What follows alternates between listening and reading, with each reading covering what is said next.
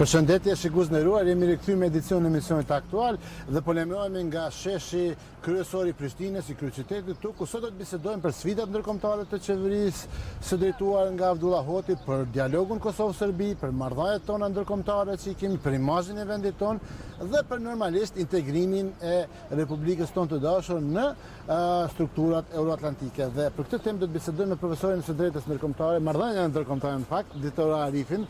Përshëndetje profesor Arif. Faleminderit që ka ardhur në emision. Vazhdimisht kemi biseduar për këto tema, po pasi të nisim bisedës, është një reagim interesant që ka ndodhur nga Akademia e Shkencave dhe Arteve të Kosovës, që e ftoi Regjin, kolegun Selimin dhe Harezin që ta transmetojnë historinë, kronikën e përgatitur nga Visar Shatrolli që ka të bëjë me reagimin e Ashakut lidhur me dialogun Kosovë-Serbi dhe pastaj kthehemi në diskutimin ton me profesor Arifin. Si rallëherë Akademia e Shkencave të Kosovës vendosi të jap opinion mbi çështjet politike në vend, në këtë rast për dialogun, Akademia kërkon që të jetë transparent. Ky institucion konkludon se në dekadën e fundit dialogu ka pasur devijime të rënda. Qëndrimi konstruktiv i Kosovës është interpretuar si gatishmëri për të bërë kompromise të paqëndrueshme, madje të tilla që lëndojnë rënd shtetësinë e Kosovës dhe funksionimin e shtetit në tërë territorin e tij. Akademia e Shkencave vlerëson se Kosova në dialog pati mungesë konsensusi, mungesë të një platforme duke reflektuar shpesh që në udhëheqje janë përfshirë individ që nuk kanë reflektuar përgjegjësi institucionale dhe integritet personal, politik dhe moral. Në marrëveshjet dhe dialogun me Serbinë për interesa krejtësisht jo institucionale janë projektuar interesa partijake, biznesore, private dhe oligarkike për individ dhe grupe individësh, të cilët kërkojnë që Kosova të sakrifikojë subjektivitetin shtetëror dhe pozitën e saj ndërkombëtare për favore politike dhe pushtetmbajtëse. Akademia e Shkencave në dokumentin rreth 100 faqesh vlerëson se trysnia ndërkombëtare për përshpejtimin e dialogut, përfshirë arritjen e një marrëveshje përfundimtare me Serbinë, është interpretuar si gatishmëri e Kosovës për kompromise që të i kalojnë të gjitha limitet kushtetuese. Lojaliteti i Kosovës ndaj mbështetësve ndërkombëtar është interpretuar nga Serbia dhe nga një pjesë e faktorit të jashtëm si gatishmëri për të bërë kompromise me pavarësinë dhe territorin e Kosovës. Në diskutim ndërkombëtar, për shkak të gatishmërisë për kompromise të këtilla, janë hapur tema tashmë të përfunduara më 17 shkurt 2008 me shpalljen e pavarësisë së Kosovës. Akademia e Shkencave vëren se në botimin dhe publikimin e marrëveshjeve Kosovë-Serbi, siç është ajo për librat AMS, lirinë e lëvizjes, pranimin e diplomave e të tjera, synohet që të tërhiqet vërejtja se gabimet e deritanishme në marrëveshje dhe dialog nuk mund të përsëriten në të ardhmen dhe se dialogu i pritshëm e ka të vetmën bazë në parimet themelore të Kushtetues së Republikës së Kosovës. Akademia e Shkencave deklaroi se në të ardhmen do ta monitorojë procesin e dialogut dhe do t'i diskutojë në tribuna të hapura të gjitha marrëveshjet që do të arrihen me Serbinë për ta instaluar një kulturë të llogaridhënies.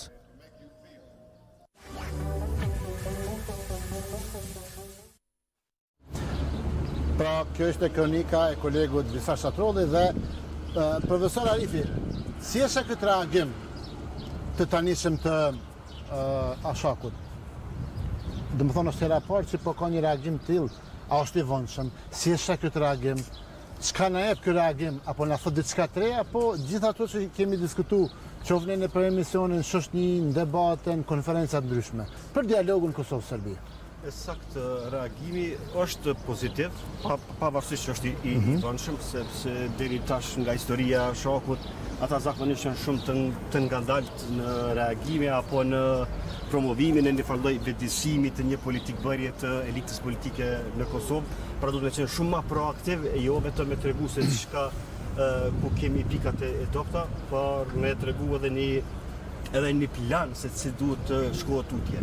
Këtu duhet ta kupton edhe elita mandej politike kosovare që siç ka thënë edhe Warren Buffett që një idiot me një plan e mund një gjeni me plan. Prandaj edhe elita politike kosovare këtë rast nuk e ka një plan, nuk ka një konsenzus, për këto janë gjëra që janë thonë që sa vite prej vitit 2011 deri në 2020 pra thuan të përsëritën të njëjtat gjëra. Por problemi kryesor është që ne ende nuk dimë se çka po bëjmë. Pra, pala kosovare nuk e ka konkretizuar strategjinë se çka don të arrijë nga ky dialog. Po, a mendon se është dashur më herët me reagu Ashaku, po jo me një reagim, po me bërë vetë një themi ashtu një një propozim se do duhej të zgjidhej çështja, se do duhej normalizoheshin marrëdhëniet mes Kosovës dhe Serbisë. Që edhe ata dalin me dokument origjinal, jo vetëm të komentojnë çka po thonë tjerët. Saktë, kjo është ajo që vetëm që e potencuam që esenca ka qenë që tipet në një plan. Jo vetëm të tregosh se çka është bërë deri tash dhe pak a shumë si duhet të shkohet, po një plan konkret. Pra mund të kemi edhe plan A dhe B dhe C, sepse në dialog nuk shkohet vetëm një çështje. Sepse për ata e tham, për shembull, çka nëse plana serbe thotë që asociacioni me komunë të shumicave serbe duhet të ketë edhe ingerencë shtesë. Pra përjashtimisht ato që ka thonë gjykata kushtetuese e Kosovës. E çka tani? Çka do të bëjnë tani fala kosovare? Ti fut në turp çfarë të mendoj se çka do të bëj tutje. Prandaj po them, na duhet plani A, B, C për dialog me Serbinë. Nuk guxojmë të shkojmë në dialog të papërgatitur vetëm me 17 shkurtit, sepse jam i bindur që na duhet të kemi ndryshime kushtetuese. Gjithashtu edhe pola serbe do të ketë ndryshime kushtetuese kur të përfundon dialogu. Po është fol shumë për dialogun. Kemi dialogun që ka nisë në Vjenë, pastaj dialogun në Bruxelles. Tani që 2 vite më shumë nuk kemi fare bisedime. Si e shekte, a ka shpresë që shpejt mi arinis dialogun nga ajo që po shohim, do thotë kemi një lëvizje nga qeveria e cila e autorizon presidentin që të jetë pjesë, apo siç ka thënë presidenti, qeveria dhe presidenca do thotë e përplotësojnë njëra tjetrën në këtë proces? Në fakt ato e plotësojnë, gjithë kanë plotësuar tash varet prej këndvështrimit apo interpretimit politik të një partie politike, por në esencë qeveria e Kosovës gjithmonë ka udhëhequr dialogun. Pra presidenca do t'i bashkohet me siguri gjatë procesit, pra varet edhe nga ftesat se si do të ftohen, pra varet nga temat që do të debatohen e kështu me radhë. Por unë mendoj që pika më e rëndësishme është konsenzusi politik dhe plani, siç e thash, duhet të kemi një plan, por ndoshta jo vetëm një plan, por një plan shumë më të zhëruar, se duhet të përgatitemi se duhet ta mendojmë ta lojmë avokatin e djallit, ose çka mund të kërkojë Serbia dhe si mund ne të përgjigjemi, apo të jemi nash të ndet proaktiv dhe të kërkojmë shumë më shumë se sa që mendojmë që të arrijmë, sepse në diplomaci është një rregull e artë. Gjithmonë shkohet me korpën e madhe, jo me korpën e vogël. Nëse ne shkojmë vetëm me 17 shkurtin, do të mbesim ndoshta edhe më pak. Pra do ta ndryshojmë strukturën e sistemit politik në Kosovë, respektivisht nëse e fusëm asociacionin e lojë. Prandaj duhet kemi kujdes në këto gjëra. E kemi edhe listën serbe, pjesë qeverisë. Madje ata edhe janë shprehje për rinicjen e dialogut. Si e shet ashtu këtë? Është kohë e mjaftueshme për me nis procesi, po përflitet që duhet përfundohet përpara nëntorit. Tash nëntori janë zgjedhur në Amerikë, po për ato do flasim pak më vonë.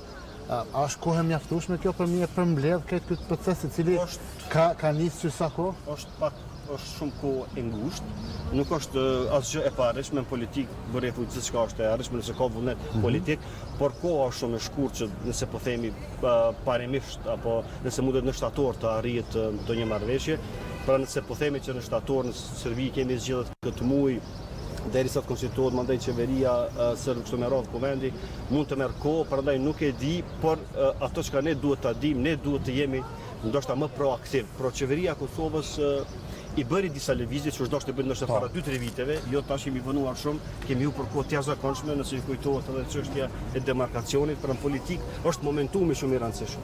Pra momentumi që kalon nëse nuk ke një vendimarrje të analizuar mirë, atëherë mund të bësh gabimin e hapa, si në basketboll, pra e hup të drejtën e udhëheqjes. Cilat gabime ka bërë Kosova në këtë drejtim, përveç zvarritjes së proceseve? Po ka shumë gabime gjatë rrugës, edhe pse gjatë negociatave ka pasur edhe on pozitiv, por gabimi më i madh ka qenë mos uniteti i elitës politike kosovare dhe mos ekzistimi i një plani konkret. Çka do të bëjmë tutje? Po, përmendet se duhet konsenzus politik partijak popullor për çështjen e normalizimit të marrëdhënieve me Serbinë, rrjedhimisht krijimit një marrëveshje ligjërisht të obligueshme mes dy palëve, që njohin fillimisht njëra tjetrën, por kur jemi te konsenzusi, qeveria është bërë me 61 vota. Kur e shohim këtë konsenzusin e gjithëmbashëm popullor, numrat në kuvend, a mund të krijojë kjo vështirësi? Është e vërtetë që kjo qeveri është shumë e brisht, është shumë e brisht edhe për nga numrat, por ndoshta edhe për nga konsenzusi politik, por nuk do të thotë që mund të dështojë në këtë pikë. Për marrëm një shembull, edhe qeveritë e kaluara kanë pas numra, sidomos qeveria e Sa Mustafës ka pasur të në numra, s'ka mund ta kalojë në demarkacion. Po ashtu edhe qeveria Kurti i pat numrat, po ndodhi çka ndodhi brenda koalicionit dhe kemi dhe më pishin asoj qeveria. Kështu që numrat kanë njerë nuk janë determinues. Çka është determinues është çaj konsenzusi nëse partitë politike apo shumica partive politike pajtohen për një plan i cili nuk do të na sjell asociacionin në Kosovë, sepse mandej do të kemi ndryshime të dëmshme brenda sistemit tonë politik. Pra po e krijojmë një kancer shumë të madh brenda Kosovës. Për këtë do të ketë një pushtetëri e kanë qytë kritikët e këtij propozimi. Pushteti i tretë do të bëhet, pra prej atij nivelit lokal që ndrodhet do kalojmë në nivel regional. Që është një gjë e paparë në vendin tonë, edhe pse decentralizimi, ligjet që kanë bënë me decentralizimin këtë janë në favor, domethënë. Në favor të komunitetit këtë rast serb, por ne kemi shkuar një hap tutje, pra kjo është ajo mos ekzistimi i një plani konkret. Po, kur jemi tek dialogu Kosovë-Serbi, kemi përveç palës shqiptarët të Kosovës dhe palës serbe, kemi BE-n, kemi vendet e specifike të BE-s, Gjermania dhe Franca, po kemi edhe SBA-n, që janë duke folat fjalën e tyre nga perspektiva atyre sa i përket bisedimeve Kosovë-Serbi. A mund me sjell kjo dam proceset, apo kur vin informata gjëra nga disa anë, për shembull, kemi Gjermaninë dhe Francën, po kemi edhe Llajçakun dhe Josep Borrellin, të cilët njëri është katalan, tjetri slovak. Domethënë është një mesazh interesant i çuditshëm kisha thënë i BE-s sa i përket Kosovës, kur vjen puna tek procesi i bisedimeve me Serbinë. Në raport me BE-n, realisht nëse krahasojmë me historinë e BE-s apo integrimin e vendeve të Evropës juglindore në vitin 2004, po do të thonë histori të turpshme të BE-s, që ka ndodhur me Çiprin, sidomos. Pra historia e Çiprit është historia më e turpshme që ka ndodhur brenda BE-s. Pra ku BE-ja ligjërisht e ka futur krejt Çiprin, por teknikisht vetëm pjesa greke e Çiprit e integruar në BE. Pra kjo është turpi i BE-s. Prandaj BE-ja në politikën e jashtme ka pas shumë dështime, edhe dështime shumë të mëdha. Prandaj BE-ja BE-ja në raport me Kosovë është neutrale ndaj statusit. Prandaj këto sjellin gjithmonë probleme dhe në një farë mënyrë ndoshta jo të drejtë për drejtë apo jo të dëshirueshme, por të pavetëdijshme e favorizojnë palën tjetër, sepse tash paramendoj Serbia thotë BE-s ju s'penjeni pavarësinë e Kosovës sepse mu po ma kërkoni. Por është pak është një pozitë shumë e vështirë për BE-n. Nëse krahasojmë pra palën amerikane, pala amerikane shumë është e qartë, pra i njeh të dy shtetet ishe si partnerë në të ardhmen dhe garanton dhe kërkon njohje reciproke. Pra shikoni sa e qartë është BE-ja, SBA-ja në kërkesat e veta, nëse BE-ja i ka kërkesat shumë të, si më thon, të lëndshme, pra nuk e ka të qartë se çka po dëshiron nga dialogu. Thashë duhet të gjendet një zgjidhje juridike obligueshme apo cila është ajo zgjidhje. Edhe po folet për një situatë win-win, fituse për dy palët, po sa është e mundur me bënë një situatë tillë. Një ta quaj ashtu një marrëveshje të tillë. Po siç e kjo do të thotë se duhet të ketë, si them atë, lëvizje të ndryshme në brenda dy kampeve në mënyrë që ato të jenë pranueshme për të dy anët. Kjo është ajo që në çdo dialog dhe në këtë dialog do të ketë kompromise. Tash është çështja cili kompromis. Pra cili kompromis do të jetë i radhës kuptohet për të dyja palët, por këtë rast pala kosovare besoj që duhet të tregohet pak më e vigjilente, ndoshta kisha thënë, sepse këtu nuk bëhet dialog vetëm për çështjen e Kosovës dhe Serbisë. Po ndoshta këtu është edhe ajo pika thyrse e shumë interesave geopolitike të fuqive të mëdha. Pra mos harrojmë lufta e ardhshme apo betejat e ardhshme që po zhvillohen brenda BE-s në raport me Rusinë, brenda SBA-ja në raport me BE-n dhe karshi Rusisë dhe Kinës. Pra këto janë ato luftat e mëdha apo betejat e mëdha të shteteve të fuqishme, ndërsa ne jemi në nivel shumë i vogël, pa ndonjë mundësi ndryshimi të ndonjë politike të këtyre fuqive. Kështu që pala ajo duhet të tregohet shumë e kujdesshme, shumë e përgatitur, që unë mendoj që duhet të kemi shumë proaktiv në opinionet tona. Duhet të japim një opinion se çka po dëshirojmë. Nuk do të thotë që ai të jetë i saktë, por duhet të kërkojmë shumë më shumë se sa që pretendojmë të marrim. Kjo është esenca e diplomacisë. Po sa i përket marrëveshjes, nuk kemi informata shumë, nuk ka një transparencë të madhe se për çka bëhet fjalë. Përmendet korrigjimi i kufive, përmendet shkëmbimi i territorëve, përmendet demarkacioni në Serbinë, domethënë nuk ka dhe shumë transparencë nga palët të dyja palët sa i përket kësaj.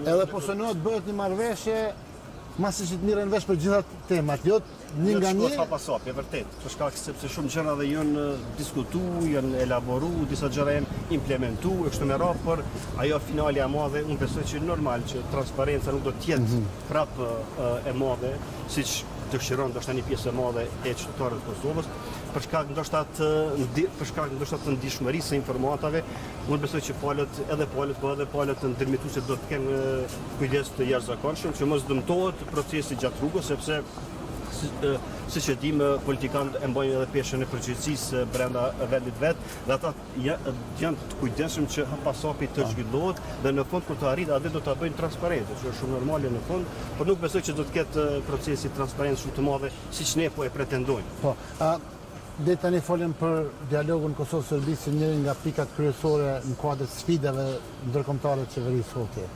Po aty e kemi liberalizimin e vizave, është folur këto ditë edhe për do kritere të reja, po kur dihet se kriteret janë caktuar më herët edhe e kemi një reagim të Komisionit 2018 për to. Ka rrjedhur një gabim me siguri në programin e qeverisë hoti, sepse ato kriteret që janë në 2012-ës.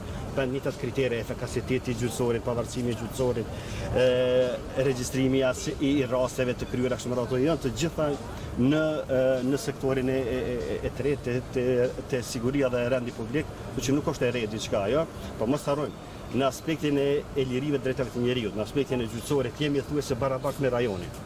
A ka mundësi që liberalizimi i vizave nga ana pala kosovare duhet të kushtozohet, mos për bejen, jo për shërbim.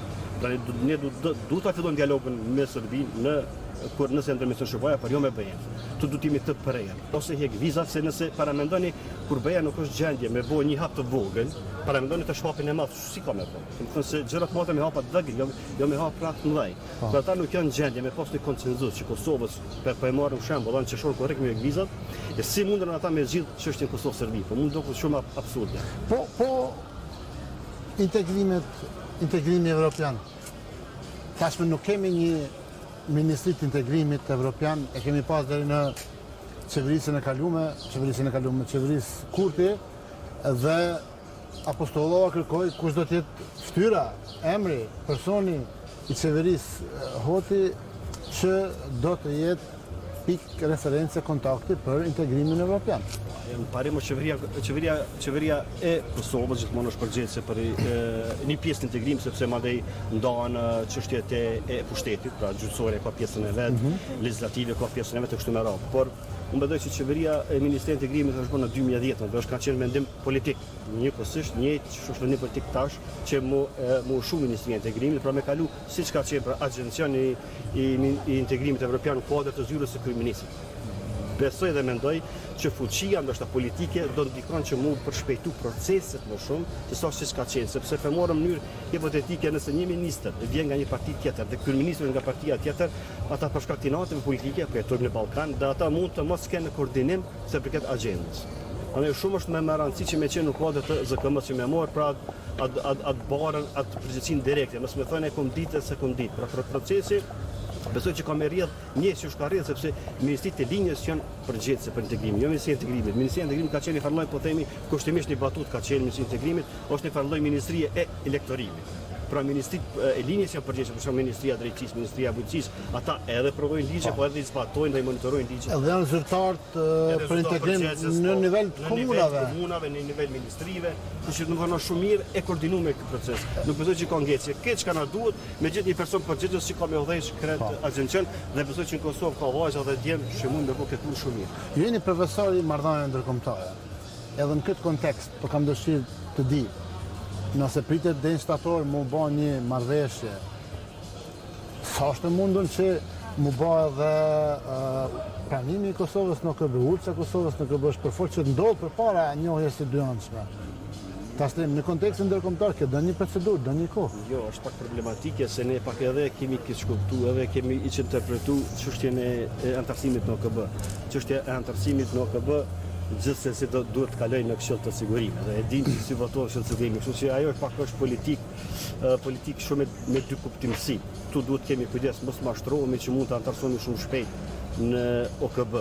Si përmendëm më përpara Kinën, Rusin, SBA-t, bëhen votimi në Këshillin e Sigurimit dihet si bëhet vetoja, dhe nëse njëri bën veto aty pra realisht nuk mund të antarësohemi kurrë. Por nëse arrit një marrëveshje mes dy shteteve, atëherë mund të relaksohen raportet. Por në prap mendoj që raportet e tensionuara si që këtë rast SBA me Rusi dhe Kinë do të ketë probleme në implementim të kësaj politike në Këshill të Sigurimit, sepse Serbia mund të mos, po themi kushtimisht, ajo mund të mos ndikoj, por raportet e këne, sepse këtu tash janë raportet të superfuqive që ndikojnë mandej në vendimarrje të ndonjë problemi tjetër. Dhe është mjaft e vështirë për ta marrë një përgjigje. Themi deri në shtator. Jo, deri shtator jemi shumë afër. Absolutisht jemi shumë afër dhe negociatorët nuk do të jenë të lehta, por duhet të ketë kujdes që mund të vijë në pyetje edhe komponenta e territorit, pra këtu duhet politikanë të tregojnë të kujdesshëm, por edhe të zgjuar, sepse komponenta territoriale nuk do të thotë që është në dëm të Kosovës. Unë nuk e kuptoj frikën kur ne kemi fituar luftën. Mirë, po, luftën e kemi fitu, është e vërtet, dhe duhet të njemi krenar për historit pjesës tonë, por nga ana tjetër duhet edhe të tregojmë pragmatik në politikë. Se çka nëse nuk arrim ta zgjidhim problemin dhe mbesim kështu si jemi. Dhe ne po i mbysëm vetvetet, për shkak të mos mundësisë të daljes, lirisë, lëvizjes, ekonomia është problemi mandej më kryesor që ne s'po mund të bëjmë asgjë në këtë fushë. Po efekti i Osetis, i Abhazis, i Krimes, i Bosnjës, Republikës Serbe, Maqedonisë së Veriore, dhe më thonë, përmenden shumë analistë ndërkombëtar, sidomos nga Shtetet Bashkuara, potencojnë që një, themi ashtu, shkëmbim territorësh, ndryshim kufirit, apo definim i ri, një demarkacion, mundet me shkaktu probleme në vendet tjera. Tash këtu kthehemi prapë tek OKB-ja. Të vendet tjera. Kthehemi tek OKB-ja dhe tek interesat e fuqive të ndryshme që kanë për shembull në ndryshim kufish ose ku ta diune në një rend të ri, ta quaj ashtu, nga që jemi mësuar me pa. Po shka, ne pse kemi probleme me Serbinë? Për shkak se ne kemi ndryshuar kufirin. Lufta e Kosovës, shpallja e Kosovës e ka ndryshuar kufirin e Serbisë. Ajo që ka qenë, ajo Serbi që ka qenë apo ish Jugoslavia. Pra luftat i kanë ndryshuar kufirin. Po për shkak se Serbia s'ka qenë e gatshme të negociojë me shqiptarët çështjen e ndarjes së pushtetit dhe ka ardhur te lufta. Ndërsa tash është këtë konotacion krejt tjetër. Po problemet e Osetisë për ne, pola kosovare kur po flet kanë po flet sikur që ne kemi një ushtri të SBA-ve mbrapa. Ne parojmë se sektori i sigurisë nuk e kontrollojmë.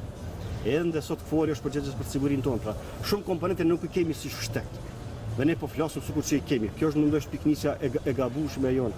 Po, për fund, 10 qershori është një datë interesante, shikues nderuar, është dita e lidhjes së prezent kur ka nis punimet, por është dita kur OKB-ja ka marrë rezolutën 1244, po njëkohësisht është edhe dita kur presidenti amerikan George W. Bush në Tiranë ka dhënë atë deklaratën enough is enough, Kosovo is independent. E sot kena me 10 qershor 2020. Çka i kisha thonë të institucioneve të vendit tonë, sikur kishte qenë këshilltari në njëri prej tyre. Çka i kisha thonë lidhur me këtë ditë, po duke pas parasysh situatën ku jemi. Kjo ditë është një ditë historike shumë e rëndësishme, pra edhe përfundimi i luftës së Kosovës, pra ajo lufta e lavdishme e UÇK-s, to duhet të harrojmë kurrë, to duhet ta gjithmonë ta ngolitim në mendjen tonë, sepse po mos kishin lufta e UÇK-s, as trupët e NATO-s nuk kishin ardhur në Kosovë për me intervenu. Prandaj unë kisha porositur që ne përgatitemi për disa plane, që të jemi të gatshëm që si më thon ta menaxhojmë dialogun në mënyrë më të mirë të mundshme, por dialogu që të na pret në të ardhmen e afërt nuk mund të menaxhohet vetëm nga qeveria e Kosovës. Duhet të ftohen intelektualët e kombit shqiptar, jo vetëm kosovarë. Do të thotë një grup më i madh. Kemi një grup shumë të fuqishëm të përgatitur që kemi plan, pra që ta mund ta realizojmë andaj në politikë. Drejtor, faleminderit për pjesëmarrjen në emisionin aktual. Ishte kënaqësi me diskutu për ty për këtë çështje sfida ndërkombëtare të shtetit qeverisë tonë. Faleminderit. Sigurisht nderuar, ka ekspedicione sot në emisionin aktual, u ranuam nga shefi kryesor i Prishtinës, ku diskutuam për dialogun Kosovë-Serbi, por edhe për sfidat tjera ndërkombëtare të qeverisë sotit. Ta njoftoj që qëndroni me kanalin e parë dhe tretë të Televizionit Publik Kosovës dhe mirëmbësi nga unë Gjergji.